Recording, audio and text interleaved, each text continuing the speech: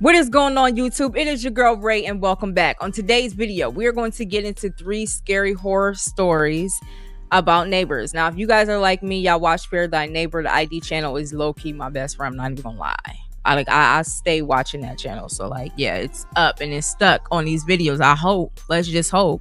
But this video is brought to you by Mr. Nightmares. They are the original content creators and uploaders of this video. Big ups and shout out to the Raise Bro gang. I see y'all and I salute. Road to 1,000. Again, like I always tell y'all, little motion is better than no motion. It's all right. The gang is going to get bigger. We're going to get more squadrons and it's going to be lit. It's only up from here, okay? Let's get it. All right. Now, this video is for entertainment purposes only. If you enjoyed the video, be sure to like, comment, and subscribe. Hit your post notification bell and blah to the blah blah blah. Y'all already know we're not about to keep doing this for like a robot doing this. Y'all know what's up. Y'all know what's up. If you want to be a part of the game, do that. Now let's go ahead and roll it, roll it, roll it, roll it.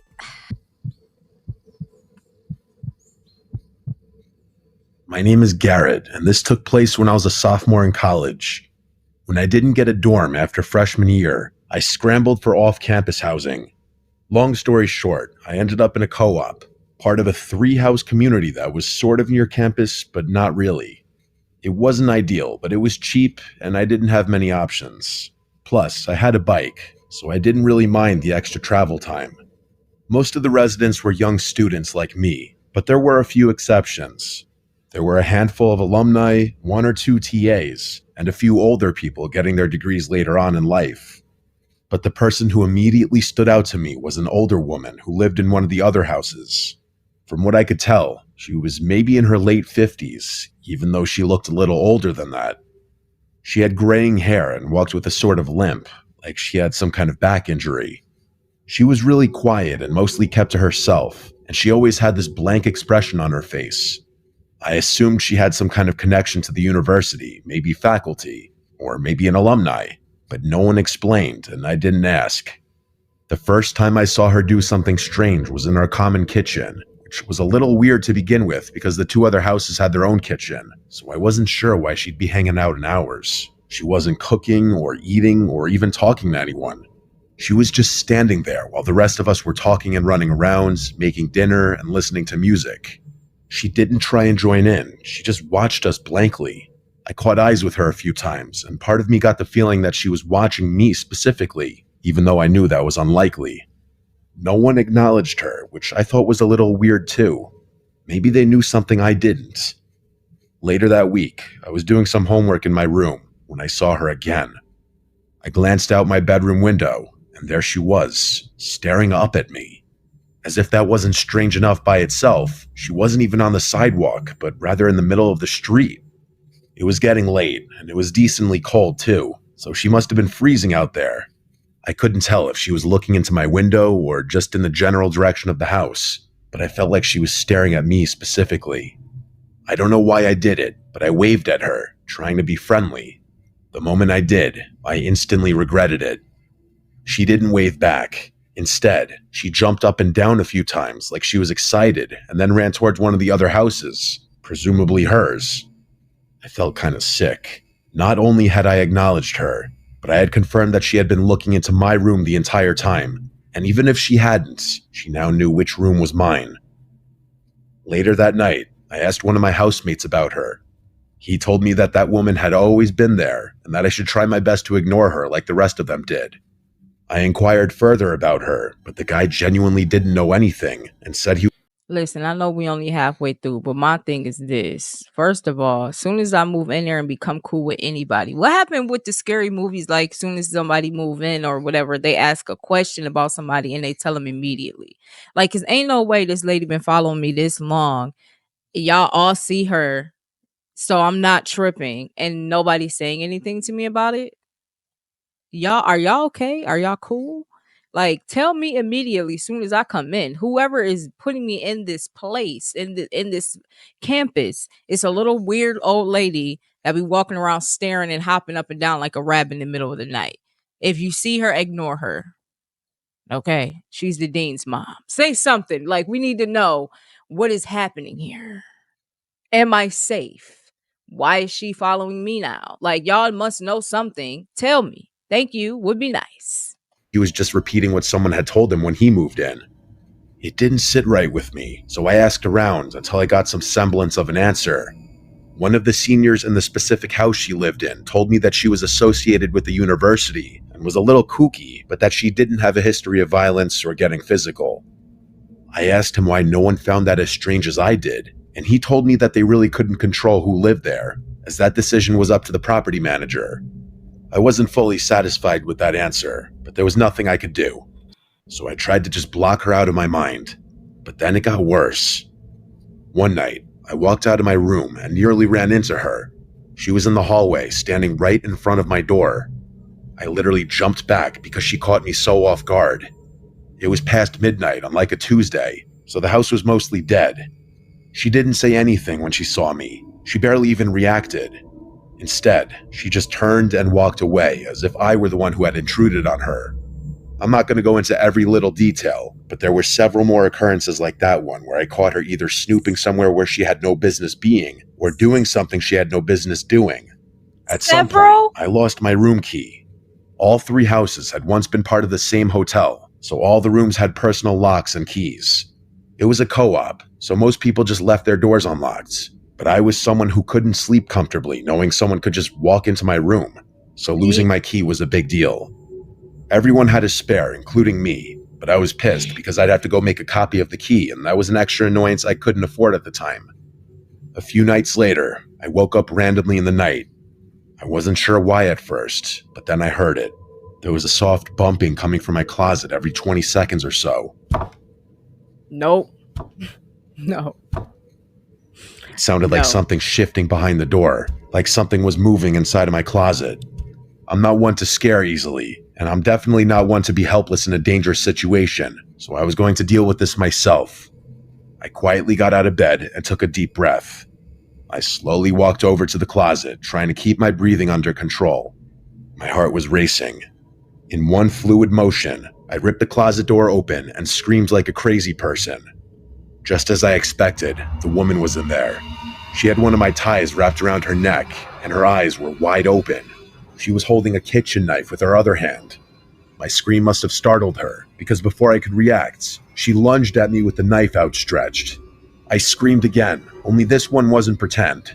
It was a scream of pure fear. I wrestled her to the ground and was able to disarm her pretty easily, given how frail and small she was. That didn't make the situation any less terrifying, though. She kicked and fought and bit as I pinned her to the ground, screaming the whole time. I yelled for help, and I heard some doors slam, followed by some of my housemates running down the hall. My friend Lee immediately helped me immobilize the woman, and the 2 of us kept her pinned while someone else called the police. The rest of the night was a blur. The police got there quickly and arrested her on the spot. By that point, she had stopped screaming, but she refused to say anything either, which was extremely unsettling. The cops found my room key on her. Real big shocker there. A few weeks later, we got our answer about who she was. Apparently, she was the property manager's sister, who he had been letting live there under the radar. She had severe mental health issues, and instead of getting her proper care, he had just thrown her into one of the unoccupied rooms. I believe the property manager was eventually arrested for negligence and a slew of other things, and rightfully so. I honestly blame him so much more for what happened than her. If anything, I feel bad for her, but my pity won't erase the fact that she tried to kill me. I could have lost my life that night. I have no idea why she seemed so interested in me specifically, but I can only hope nothing like that ever happens to me again. I'm graduating soon, and I'm definitely going to miss college, but I don't think I'll ever be able to look back on my time here without thinking about that night. Bro, what? First of all, I had already known she was related to somebody there. Property manager. Like I said, the dean. They not on campus. Caught up now. I'm telling you right now, I would never imagine me putting my hands on any elderly person. But certain instances, you got to get a pass. They got to slide because I'm telling you right now, she would have got slid if that was me. The fact he didn't slide her is insane. I'm just saying, because like it's just, first of all, your instincts like just pop, just jump in. Like anybody jumping out of my closet, I hear, first of all, I'm not going to my closet if I hear that I'm walking past it and I'm leaving out. There's no way I'm going to be walking up to something like that, because whoever's in there, a child, I don't care, you're getting slit. It's just, am I the only one that felt that way? Ain't no freaking way. Certain things like that, I'm just saying, you're not okay. And honestly, I really feel like it's his fault. He deserved to get slid too. Somebody slide him next. Literally. I'd be like, who's he related to?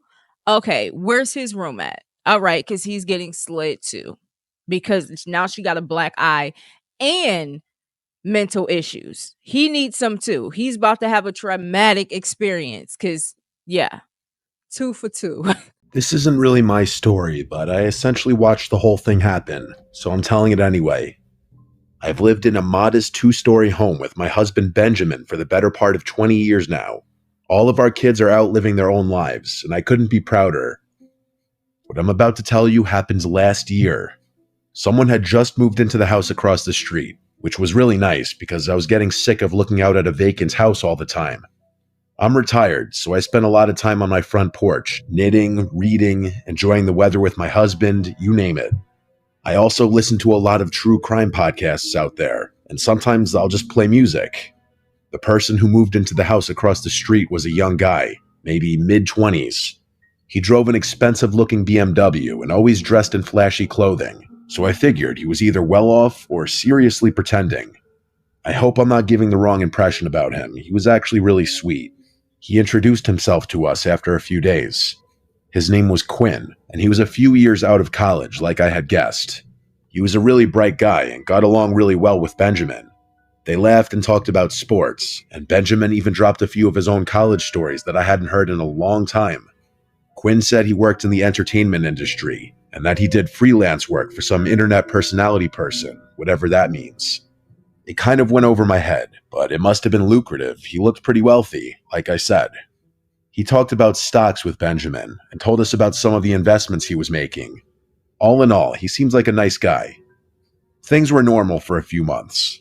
Like I said, I spent a lot of time on my porch, so Quinn would often wave to me when leaving his house, and I always waved back. I can't remember exactly when, but I started noticing the same girl going over to Quinn's house every so often.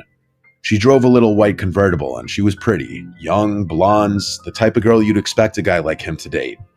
To be frank, she dressed a bit scandalously, which I didn't fully appreciate. I figured she was his girlfriend, maybe checking on the house while he was out. She had her own house key, so it made sense. It became a regular thing. Once, maybe twice a week, I'd see that car roll up while Quinn was gone. She'd go inside, stay for a while, then leave. I didn't really understand what she was doing, but young people date differently these days, so I kept my thoughts to myself. Then, one evening, I saw them together. Quinn pulled into his driveway with her in the passenger seat. That confirmed it. She was his girlfriend, just as I had assumed. But shortly after that day, How does that confirm it? How does that confirm it? You have no proof, bro. Stop assuming and stop being nosy. 2 things that you need to do.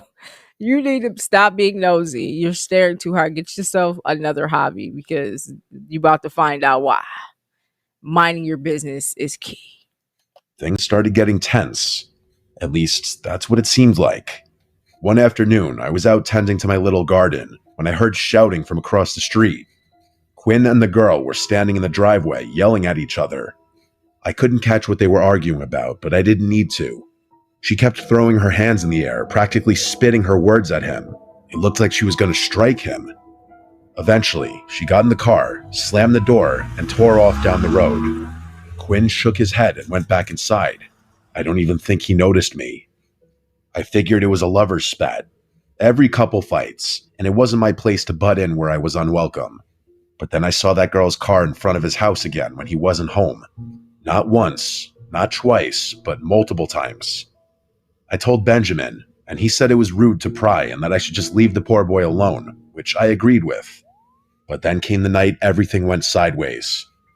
Benjamin and I were asleep when we woke up to sirens blaring outside. We rushed outside, joining the handful of neighbors who had come out to see what was going on. Quinn's house was swarming. Police cars, an ambulance, the whole nine.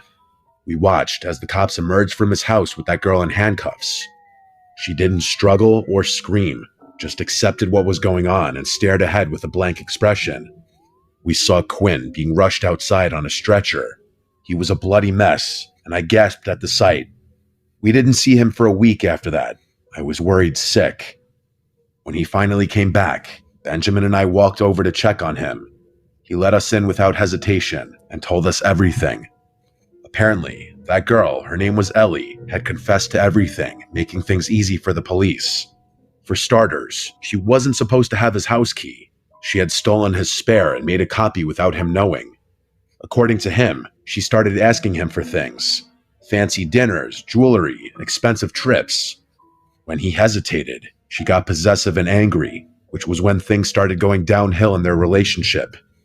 Every time she had shown up unannounced to his house, he hadn't been aware.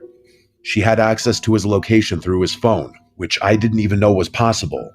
She had gone through all of his stuff, but worst of all, she had planted hidden cameras in his room.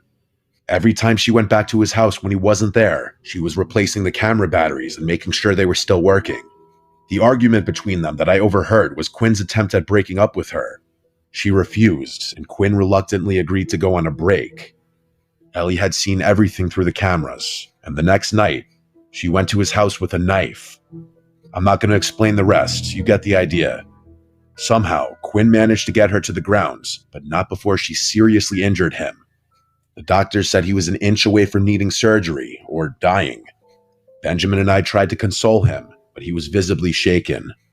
The last thing he said before we left was that he had learned his lesson about flaunting his money, especially around pretty girls. He moved out not long after. He said he didn't feel safe in that house anymore, and that his ex had tons of friends just like her, and he didn't feel comfortable with the thought that they might have known where he lived. We never saw him again. I pray to God he's doing okay. No one should ever have to go through something like that, especially not someone as young as him.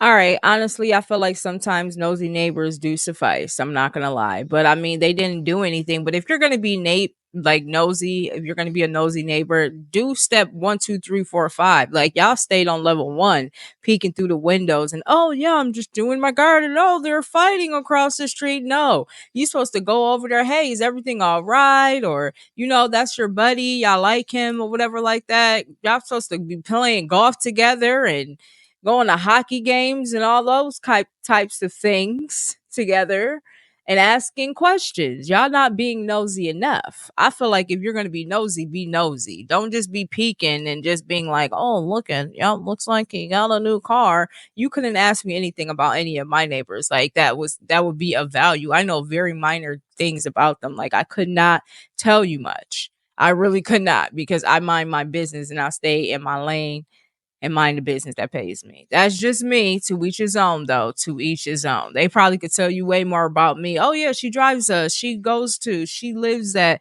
well, obviously she lives at, that was dumb. But anyway, they could tell you a description of people that coming out my house, in and out my house and all that. I don't do that. I'm not, listening, not one of those. But, sometimes I guess it could be a value. I guess. But let's get on to the next one. Shall we? When I moved into my new place, I was just looking for a fresh start. I won't get into the details, but let's just say I had a bad situation with an ex that made staying in my old city impossible. I ran into some money early in life and made some bad decisions about the kind of women I surrounded myself with. Lesson learned. The neighborhood I moved to is really nice. Low crime, quiet, mostly families. The houses here are really spaced out, which was partially what drew me there. But for some reason, the property next to mine is much closer in proximity than most of the other properties are to each other. And by the way, that house next door is huge. When I first saw it, I thought I could easily fit a family of 10. That's honestly what I assumed at first, that a big family lived there, grandparents and everything. But I could not have been more wrong. Even though I try to be low-key, I wasn't going to be a rude neighbor. I took it upon myself to introduce myself to everyone in the neighborhood. For whatever reason, I decided to introduce myself to my next-door neighbors last. I couldn't tell you why. Everyone else I met seemed really sweet and genuine. I'd say 90% of them were parents of young children. And yes, they were all slightly intimidating, purely based on how successful they seemed to be. I wasn't too sure how a younger guy like myself would easily blend into a community like that, but that was more of a personal concern. When I got around to meeting my next door neighbor, my social battery was mostly drained from having spent the day making small talk with strangers. I knew if I just went back home, I was never going to be as motivated to meet them, so I just sucked it up and walked up their driveway. I had gotten accustomed to being greeted by someone middle aged, so when a young looking My bad, y'all. I don't know what just happened, but I just want to say real quick, these houses are nice. This is like houses that I, you know, hope I can live in, but not with minus the problems. Minus the problems. But yeah, I just wanted to point out something that was unnecessary to point out. Yeah. But anyway, pay attention to detail in the video. All right? All right. dude in a mullet opened the door, I was a little taken aback. Hell, he looked even younger than me, which was definitely a shock. I recovered quickly and went ahead with my new to the neighborhood spiel. As I went on, he flashed me this massive smile and actually cut me off before I could even finish talking. He said something along the lines of, "Oh wow, someone who was born in my decade, what a nice surprise." I laughed and told him the same thing, venting to him about how out of place I felt as a single guy in his late 20s amongst so many families with kids. He told me not to worry about that and that most of the people who lived here kept to themselves, which was kind of a relief for me. He introduced himself as Damon and told me I should come by for a drink sometime. I shrugged my shoulders and said, hell, why not right now? To which I expected him to laugh and invite me in. Instead, though, he looked over his shoulder like he was scanning his living room, and then he turned back to me, saying he wished he could, but he was busy working. I asked him what he did for work, because it just seemed like a normal follow-up question to what he said, and he dropped his smile a bit. After a weird stare, he laughed and just said, finance, but didn't elaborate any more than that, which I thought was a bit strange. I told him fair enough and asked if he had any roommates. To my surprise, he told me he lived there alone, which was absolutely insane to me given how big the house was. We chit-chatted for a few more minutes, and he gave me his number before going back inside. I was excited that someone my age lived here, especially because he seemed like a really chill guy, but I couldn't get over how odd it was for someone like that to live all alone. And yeah, I know I was essentially doing the same thing, but you have to keep in mind my house wasn't even half the size of his. Anyway, I went back home and got on with my life. That was about 6 months ago. For a few weeks after that, nothing eventful really happened. I texted Damon a few days after he gave me his number to try and set something up, but he'd always complain about how busy he was and how sorry he was that we couldn't hang out. Eventually, I gave up with him. Not in a hostile way, just in a you do you kind of way. I'm definitely not the type of person to bend over backwards for someone who seems disinterested. I never saw anyone coming or going from Damon's place. No visitors, no parties, no girls, nothing.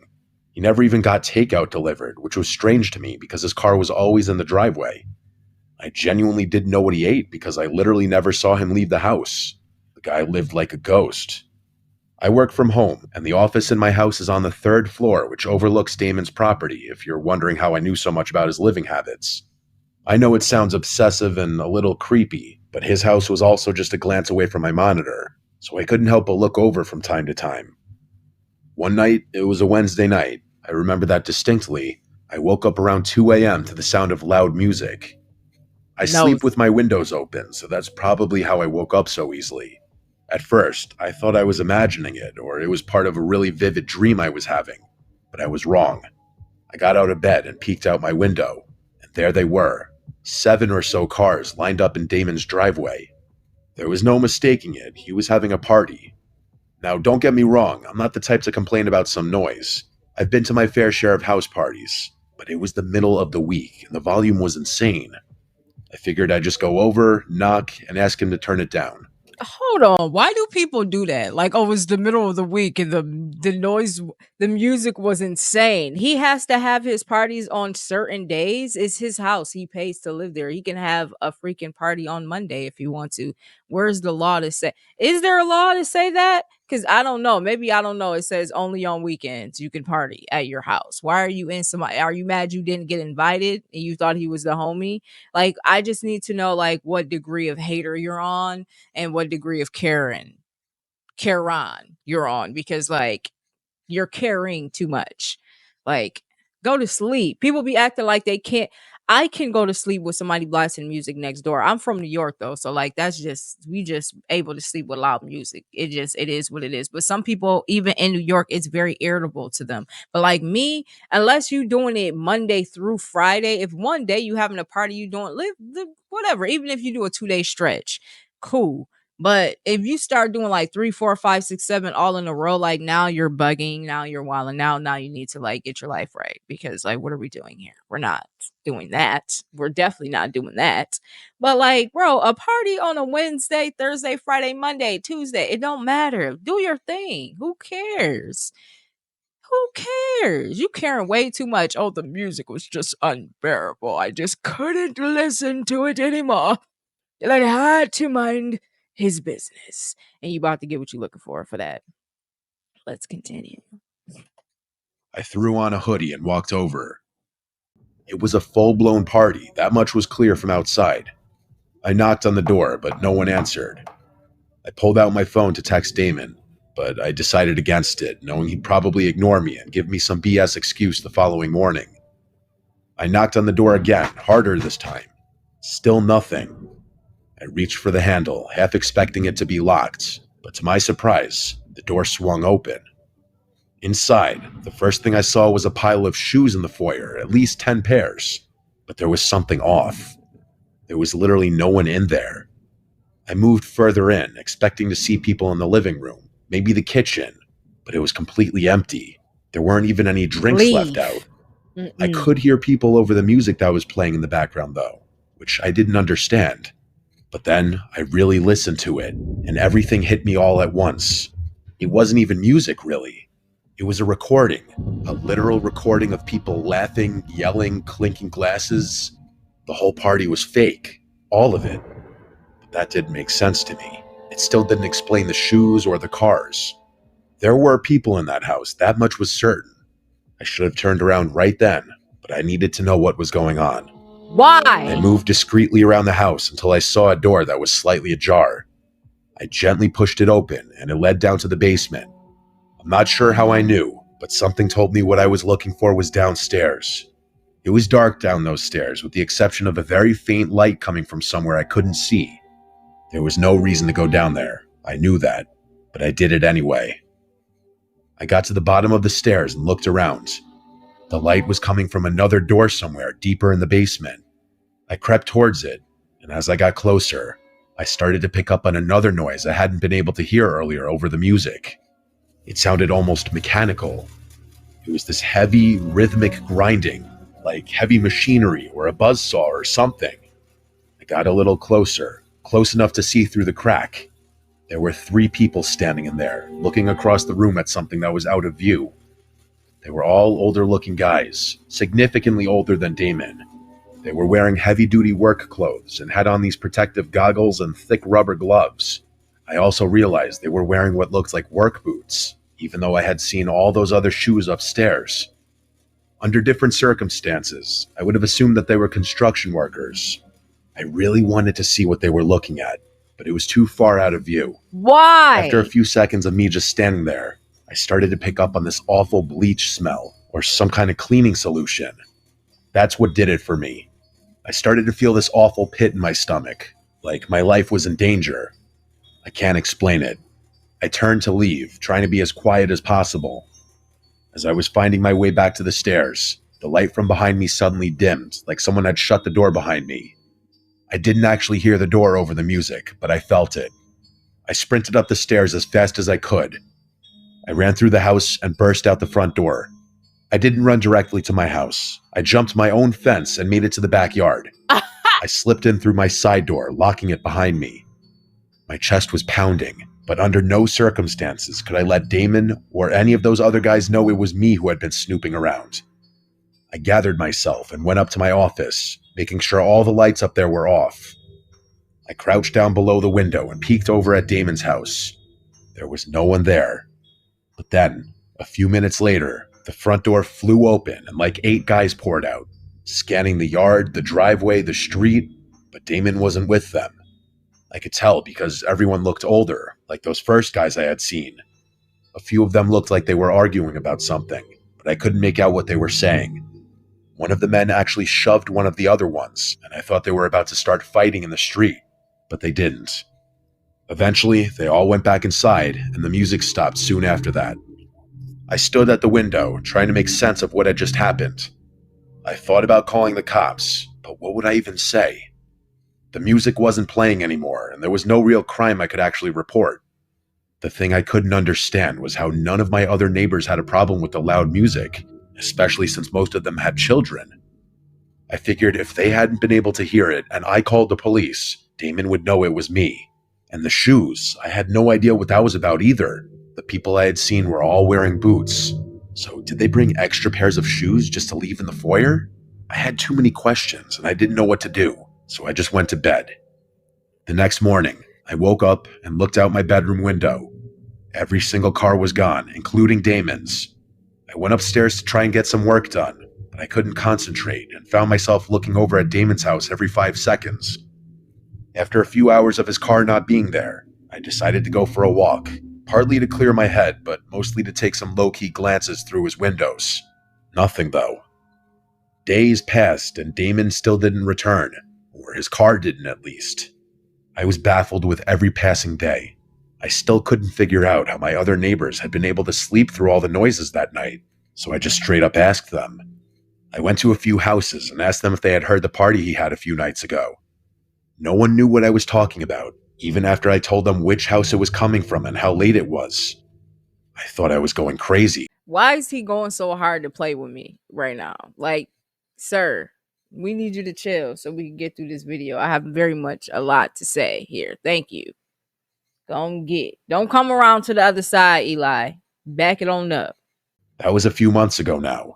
The crazy thing is Damon still hasn't returned, and it's clear no one is maintaining his house, as the grass is starting to get really long, and there's an untouched pile of packages leaning against his front door.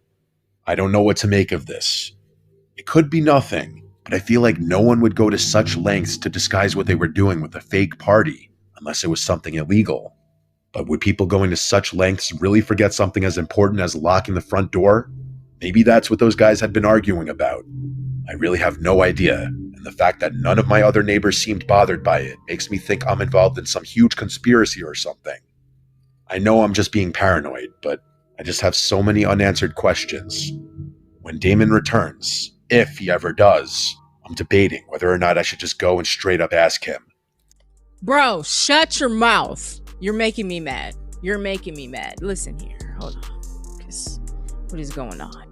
Damon's body is in there probably. He is not among us anymore, okay? Because you had to be nosy and you're talking about, so maybe I should ask him about it. No, maybe you shouldn't ask him anything about it. Maybe you should mind your business and be thanking the Lord that you survived. It should have been time to go and get soon as that door opened. You don't go in somebody's house. You've seen a weird pile of shoes sitting in the middle of the floor. You go in the basement.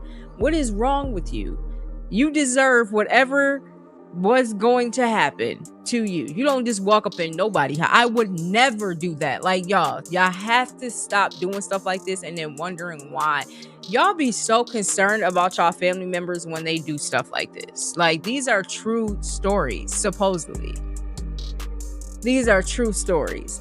There's no way I'm putting my life in danger to go be nosy in somebody else's house. I will call the cops. Like, if I was that type of person, if I were to be minding somebody's business, oh, I'm giving a noise complaint. I guess you're just feeling like, oh, I don't want to call the police, get the police involved. Let me go and just tell them myself. But the second that door swung open, he's not answering his phone, any of that type of stuff. Go back to where you was at. Okay? Go back to where you was at, because the fact that the other neighbors were not concerned, it's always that one person minding somebody else's business. Cut the crap. We don't got time for that. If you did enjoy these videos, if you have some wild and weird and strange neighbor stories, feel free to let us know in the comments what happened. If you agree or disagree with anything that I said, please let me know why. Not that, I mean, I don't want to say not that I don't care, but like sometimes I do, just depending on who's saying it, you know, how you're saying it. It's all in, not what you say, it's how you say it. I go by that. But again, you enjoy the video, hit that post notification bell so you can see what else is going on in the Raise World gang. And I'll see you guys on the next video. Be a leader. Don't be followed behind nobody unless you're following Jesus, and lead people the right way. Don't be trying to have people doing some weird and crazy stuff like this. Okay, he needs friends. He ain't got none. Go find out where this dude is at. Tell him that your life, just stop talking about it too. Don't tell me nothing because you're gonna get me involved. I don't got time. But I'll see you guys on the next video, and I'm out. Peace.